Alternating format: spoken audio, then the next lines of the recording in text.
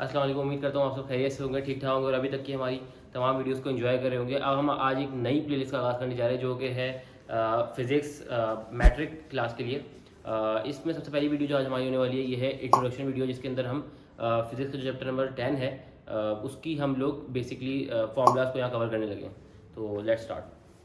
अच्छा, इस चैप्टर के अंदर ज़्यादा फार्मूलाज है नहीं, बेसिकली सिर्फ 4 ही बेसिक फार्मूलाज है जो कि थ्रू आउट यूज़ होंगे और आगे की वीडियोस में आप देखेंगे कि हम किस तरह से न्यूमेरिकल सॉल्व करते जाएंगे और इनको यूटिलाइज करेंगे। तो उनका समझना इन फार्मूलाज का पहले हमें बहुत ज़रूरी है। अगर हम इन फार्मूलाज को समझ पाए, इनकी यूनिट्स को अंडरस्टैंड कर पाए, हम इनकी जो बेसिकली इन फार्मूला से क्या चीज़ ड्राइव हो सकती है और मजीद क्या फार्मूलाज जनरेट हो सकते हैं, ये चीज़ हमें समझ में आ गई तो फिर हम थ्रू आउट न्यूमेरिकल्स को अंडरस्टैंड कर सकते हैं। सिर्फ हमें सवाल को बेसिक अंडरस्टैंड करने की ज़रूरत होगी उसके बाद।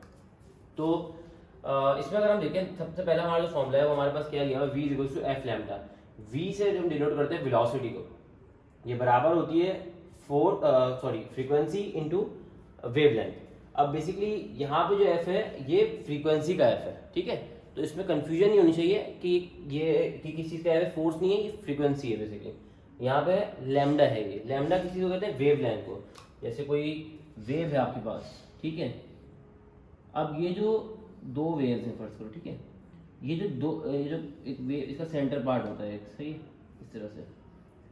तो इस वेव का जो दो क्रेस्ट हैं, मतलब ये दोनों ऊपर के जो हिस्से हैं, इन तक का फासला, या दो ये जो ट्रफ्स हैं हमारे पास ना, इन तक का फासला, ये हमारे पास वेव लेंथ कहलाती है बेसिकली, कि एक वेव की कंप्लीट लेंथ। तो हमने यहाँ पे बेसिकली वेव लेंथ लैम्डा से लिखते हैं। लैम्डा का सिंबल इसी तरह बनता है, उल्टा कुछ वाई की तरह बनता है, उल्टा वाई। तो हमने इस तरह से इसको बना दिया और ये हमारे पास वेव लेंथ होती है। उसके बाद हम चलते हैं अपने नेक्स्ट फॉर्मूले की तरफ, जो कि है फ्रीक्वेंसी के लिए ही है फॉर्मूला। अच्छा, एक बात मैं और क्लियर कर दूँ, ज़रूरी नहीं है कि ये फॉर्मूला सिर्फ वेलोसिटी का हो।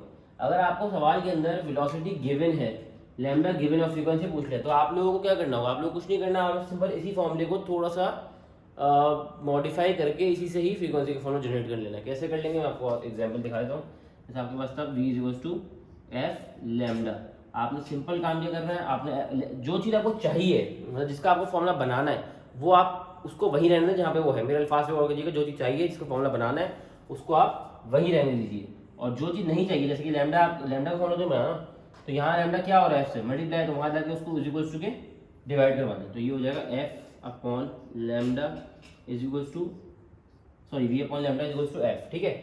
अब थोड़ा सा इसको रीस्ट्रक्चर करने के लिए इस पूरे फॉर्मूले की शक्ल को मिरर कर दें, मतलब पूरा घुमा दें इसको। जब घुमाएंगे तो एफ पूरा यहाँ पे आ जाएगा आपके पास, ठीक है। देन हमारे पास v अपॉन लैम्डा यहाँ पे आ जाएगा। ये हमारे पास फ्रीक्वेंसी का फॉर्मूला आ गया in terms of velocity and lambda, ठीक है। और कहाँ से ड्राइव हुए, यहाँ से ड्राइव हुए। इसी तरफ अगर सवाल में आपको लैम्डा पूछ लेते हैं, ठीक है, और वेलोसिटी भी गिवन है और फ्रीक्वेंसी भी गिवन है, तो क्या करेंगे। अब आप लोग खुद इस चीज़ को थोड़ा सा 2 मिनट इस वीडियो को पॉज करके सोचिए कि अब क्या करना चाहिए। बिल्कुल बेसिक सी चीज़ है, मैंने क्या बोला, क्या चीज़ चाहिए आपको, लैम्डा चाहिए। जब आपको लैम्डा चाहिए इसमें, तो आपको लैम्डा को कुछ नहीं करना, वो वहीं रहेगा अपनी जगह पे। हाँ, उसके साथ क्या चीज़ इसको डिस्टर्ब कर रही है जो कि हमें नहीं चाहिए, उसके बाद फॉर्मूला निकालने के लिए, फॉर्मूला बनाना है आपको लैम्डा का, तो उसके साथ क्या चीज़ आई है अभी, फ्रीक्वेंसी। फ्रीक्वेंसी क्या हो रही है, लैम्डा से मल्टीप्लाई, तो अब आप वहाँ जाकर क्या कर रहे हैं, डिवाइड, तो ये बन जाएगा v अपॉन एफ। तो ये कुछ इस तरह से हो जाएगा। इस स्टेप के बाद अगर हमें लैम्डा का फॉर्मूला बनाना तो ये बन जाएगा v अपॉन एफ, और लैम्डा वहीं का वहीं है, और फिर इसको हम दोबारा से मिरर कर देंगे, तो ये बन जाएगा लैम्डा का फॉर्मूला। इसका मतलब क्या, हमने क्या चीज़ लर्न की है आज हमने एक चीज़ लर्न की है, कोई फॉर्मूला अगर हमारे पास होता है, ठीक है, तो ज़रूरी नहीं है कि उस फॉर्मूले से सिर्फ वही चीज़ निकल सकती है जिसके लिए फॉर्मूला बनाया गया था। नहीं, इसके अलावा जो चीज़ें हैं ना वो भी उससे ड्राइव की जा सकती हैं, वो उनका फॉर्मूला भी वो है, बट वो मेंशन नहीं है, जिसको नहीं कि उससे आप निकाल नहीं सकते। अगर कहीं आगे जाके आपके पास वेलोसिटी गिवन है, लैम्डा गिवन है, तो आप फ्रीक्वेंसी भी निकाल सकते हैं। अगर आपके पास वेलोसिटी गिवन है, फ्रीक्वेंसी तो लैम्डा भी निकाल सकते हैं आप। और अगर आपको दोनों चीज़ गिवन है तो फिर तो है ही फॉर्मूला उसी का। आपको बात समझ आ रही है। और एक चीज़ अंडरस्टैंड कर लें, अगर कोई भी सवाल, कोई भी फॉर्मूला आपके पास ऐसा हो जिसके अंदर 4 चीज़ें आपके पास हैं फॉर्मूले के अंदर, जैसे यहाँ पे फिलहाल 3 चीज़ें, अगर आप देखें वेलोसिटी है, फ्रीक्वेंसी, लैम्डा है, अगर इन्हीं की मिसाल है तो 3 चीज़ें, 3 में से अगर कोई 2 चीज़ें, कोई सी भी 2 चीज़ें आपके पास सवाल के अंदर मौजूद हैं, या आप किसी और फॉर्मूले से उसको निकाल सकते हैं, तो तीसरी वाली चीज़ आप उसी फॉर्मूले ड्राइव कर सकते हैं। आप खुद सोच लीजिए, अभी क्या बोला मैंने, अगर 2 चीज़ें पता है तो ये निकल जाएगा, अगर ये 2 चीज़ें पता तो ये भी निकल जाएगा, अगर ये 2 चीज़ें बताएं तो ये भी निकल जाएगा। आई होप आपको यहाँ तक की ये डिटेल बात समझ आ गई होगी, और आइंदा के लिए आप लोगों को फॉर्मूलाज को ड्राइव करने में कि एक फॉर्मूला से दूसरा फॉर्मूला कैसे बनाएंगे ये सब में इशू नहीं फेस करना पड़ेगा। Let's move on to the second formula, that is also for frequency. ये भी फ्रीक्वेंसी का ही फॉर्मूला है। ये इस केस में जब आपके पास नंबर ऑफ वेव्स गिवन हो आपको और टाइम उसका बताया हुआ कि वो वेव्स कितना टाइम ले रही है बेसिकली, तो टाइम टेकन दिया हुआ, तो ये आप नंबर ऑफ वेव्स को डिवाइड कर देंगे टी से, टाइम से। थर्ड फॉर्मूला क्या है हमारे पास, टाइम पीरियड का फॉर्मूला है। टाइम पीरियड का फॉर्मूला है इस बराबर होता है 1/f के। फिर से वही बात आ गई, अब फ्रीक्वेंसी इधर से भी आ सकती है, इधर से भी आ सकती है, इधर से भी आ सकती है, डिपेंडिंग अपॉन कि हमारा सवाल हमसे क्या डिमांड कर रहा है। सवाल के अंदर जो चीज़ें हमें या तो डाटा में गिवन होंगी या जिस तरीके की बात सवाल में की जा रही होगी। अगर सवाल के अंदर नंबर ऑफ वेव्स का जिक्र आ रहा है, टाइम टेकन का जिक्र आ रहा है, तो हम ये वाला फॉर्मूला यूज करेंगे फ्रीक्वेंसी निकालने के लिए। और पूछा होगा फ्रीक्वेंसी, अगर हमें सवाल में टाइम पीरियड का जिक्र आ गया और कुछ भी नहीं है तो हम समझ जाएंगे हमें ये वाला फॉर्मूला यूज करना होगा। अगर हमें फ्रीक्वेंसी भी निकालनी है इससे, अगर हम वैसे तो ये फॉर्मूला किसके लिखा हुआ है, टाइम पीरियड के लिखा हुआ है, लेकिन ये फॉर्मूला फ्रीक्वेंसी निकालने का भी हो सकता है। कैसे हो सकता है मैंने समझाया था, अब गौर करो इस बात को, मेरी बात को मैंने कहा था आप लोगों से। तो अब हम यहाँ से ये वाला फॉर्मूला कवर कर लेते हैं। Basically T is equal to 1/f है, ठीक है। अब इस फॉर्मूले से मैंने कहा क्या आप एफ भी निकाल सकते हैं, तो कोई बिल्कुल सही बोला। देखा आप, मैंने क्या बोला, जो चीज़ चाहिए उसको वही रह देते हैं और बाद में इलावा वाली चीज़ों को उधर भेज देते हैं। लेकिन यहाँ पे तो कुछ और है ही नहीं, यहाँ पे तो अकेला 1/f ही लिखा हुआ है। तो इस केस में हम क्या करेंगे, इस केस में हम सिंपल काम करेंगे कि हमें इसको वहाँ भेजना होगा और इसको यहाँ भेजना होगा। तो ये क्या होगा, f यहाँ आ जाएगा, डिवाइड से मल्टीप्लाई के ऊपर की फॉर्म में आ जाएगा, is equal to 1/t multiply की फॉर्म से डिवाइड की फॉर्म में आ जाएगा।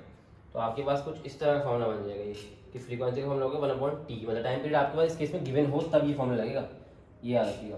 वरना अगर बेसिक सवाल हो कि आपके पास फ्रीक्वेंसी गिवन है और आपको टाइम पीरियड ही मालूम करना है, फिर तो कोई इशू ही नहीं है, आप डायरेक्ट टाइम पीरियड ही निकाल सकते हैं इससे।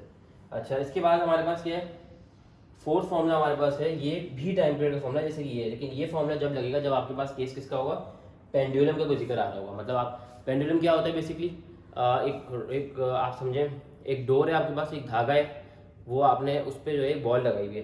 अब वो बॉल आपने उसको ऐसे पकड़ा, ऐसे छोड़ दिया, अब वो ऐसे जाएगा, ऐसे जाएगा, ऐसे जाएगा, ऐसे जाएगा, ऐसे जाएगा, ऐसे जाएगा, ऐसे जाएगा, और आते आते सेंटर पे आकर रुक जाएगा। ये चीज़ कहलाती है पेंडुलम। तो ये जो पेंडुलम होता है बेसिकली, इसका सवाल आपका आ गया, ठीक है, इस तरह का सवाल आ गया, तो उस केस में अगर आपको टाइम पीरियड निकालने को दे दिया तो आप ये वाला फॉर्मूला नहीं लगाएंगे, इनफैक्ट आप ये वाला फॉर्मूला लगाएंगे। इस फॉर्मूले में क्या बताया हुआ है, टी इज इक्वल्स टू, जो कि टाइम पीरियड है, 2 मल्टीप्लाई हो रहा है पाई से, पाई एक कांस्टेंट वैल्यू है, फिक्स वैल्यू है, जो कि हमारे पास क्या है 3.142, ठीक है, ये फिक्स वैल्यू है, इसको याद कर लीजिएगा, ये आपको वहाँ पुट करनी है। इसको सॉल्व करने के लिए आपको सिंपल क्या करना होगा, 2 मल्टीप्लाई करना होगा, ब्रैकेट में रख के 3.142 वैल्यू, फिर मल्टीप्लाई लिखना होगा, फिर इस तरह से आप सॉल्व करेंगे।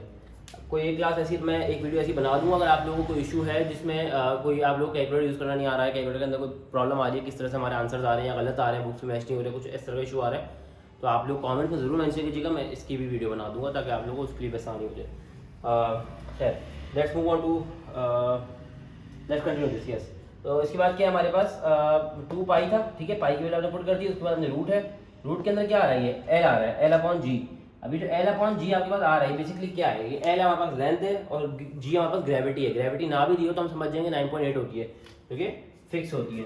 तो हम ग्रेविटी की वैल्यू भी यहाँ पे लिख लेते हैं कि ग्रेविटी की वैल्यू भी आप याद कर लीजिएगा, फिक्स होती है। हो सकता है आप लोग ऑलरेडी पता भी हो, इसका यूनिट भी होता है मीटर/सेकंड स्क्वायर, ठीक है, या फिर ms-2 भी बोल सकते हैं, क्योंकि ऐसे ऊपर आ सकता है।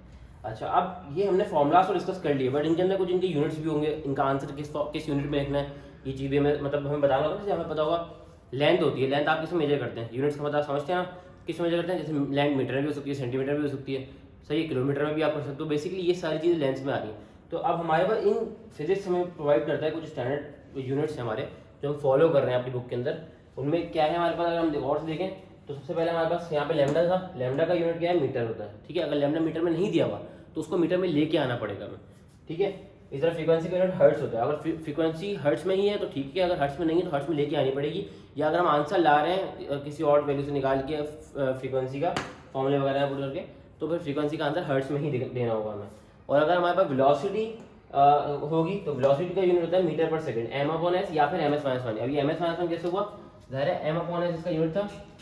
जब आप s ऊपर ले आएंगे इसके अपॉन के, तो क्या बन जाएगा ms-1 बन जाएगा। तो बेसिकली ये इस तरह से लिखा है मैंने। अच्छा, अब एक चीज़ और यहाँ बता दूँ कि किस तरह से अगर आपको कन्वर्जन करनी पड़ती है, हो सकता है आपको एक चीज़ है जो कि सेंटीमीटर से मीटर में कन्वर्ट करने के लिए हमें करना होगा। अगर हमारे पास कहीं सेंटीमीटर में दे दिया हमें लैम्डा, तो हम क्या करेंगे, बहुत बेसिक सी चीज़ है, आप सेंटीमीटर टू मीटर में आपने ऐसे कन्वर्जन लिखनी है, ठीक है। अब एक चीज़ याद रखनी है कि अगर आप छोटे यूनिट से, क्योंकि सेंटीमीटर एक छोटा यूनिट है और मीटर एक बड़ा यूनिट है, तो जब आप छोटे यूनिट से किसी बड़े यूनिट में जाते हैं, तो एक मैं हिंट दे रहा हूँ आपको, कन्फ्यूजन ना हो ताकि आप लोगों को, कि आप लोगों को ये बात याद रखनी है कि आपकी जो वैल्यू का साइज़ होता है ना, वो आपका छोटा हो जाता है। ये मैं आपको एक आइडिया दे रहा हूँ, क्योंकि कन्फ्यूजन क्या होती है, सर मल्टीप्लाई करेंगे कि डिवाइड करेंगे, 100 याद रह गया लेकिन ये याद नहीं आ रहा क्या मल्टीप्लाई करके आंसर आएगा कि डिवाइड करके। तो अगर आप पेपर में कंफ्यूज हो जाते हैं कि यार हम मल्टीप्लाई बाय 100 कर देते हैं सेंटीमीटर से मीटर में जाने के लिए, या डिवाइड बाय 100, तो आप दोनों करके देख लो, जिसका साइज छोटा होगा वो आपका आंसर होगा, अगर आपको मीटर में जाना है सेंटीमीटर से, और अगर आपको मीटर सेंटीमीटर में जाना होगा तो फिर इसका साइज बड़ा होगा, वो आपका आंसर होगा। आपको ये चीज़ आप करके देखना।